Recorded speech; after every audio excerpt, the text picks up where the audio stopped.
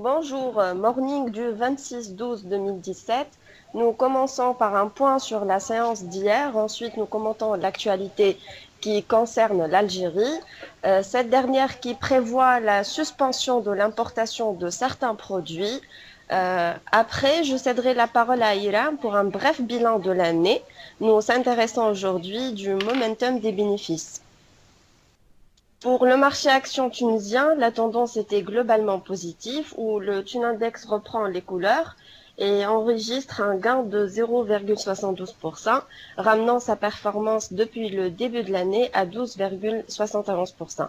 Pour le palmarès des valeurs, nous citons PGH, qui est la valeur la plus active, suite à une transaction de bloc de 5,8 millions de dinars, suivie par TPR et Sotuver.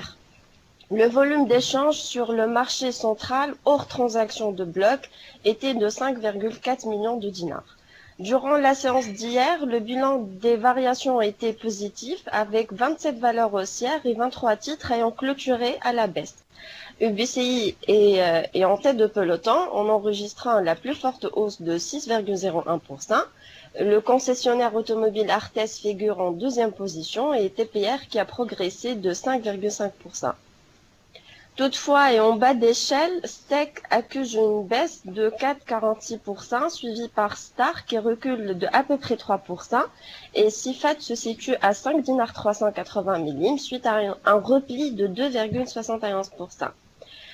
Pour l'actualité, donc c'est l'Algérie qui va suspendre provisoirement l'importation de 850 produits en 2018. La question de cette suspension n'est pas encore claire, mais à titre d'information, la liste des principales sociétés couvertes par Alpha Mena exposée ou bien ayant des filiales à l'Algérie est composée de Assad, Tunisie Leasing, SAH, Unimed, Sotuver et la Siam. Je cède donc la parole à Iram pour un bref bilan de l'année. Bonjour tout le monde, merci Elania. Alors, donc on continue dans les bilans de l'année. Aujourd'hui, on va se concentrer sur les bénéfices qui sont globalement favorables.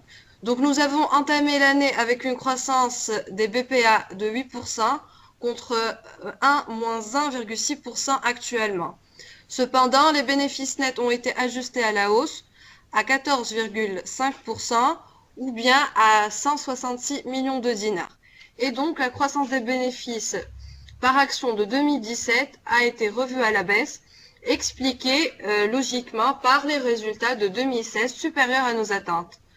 D'un autre côté, les banques ont vu leur perspective de bénéfices s'améliorer de 140 000 dinars, alors que les concessions automobiles ont perdu 140 millions de dinars, alors que la concession automobile a perdu 22,2 millions de dinars.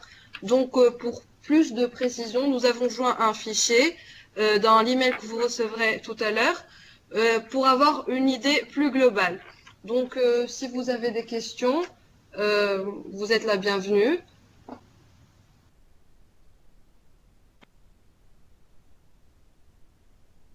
Donc, merci. Je vous souhaite une excellente journée. À demain.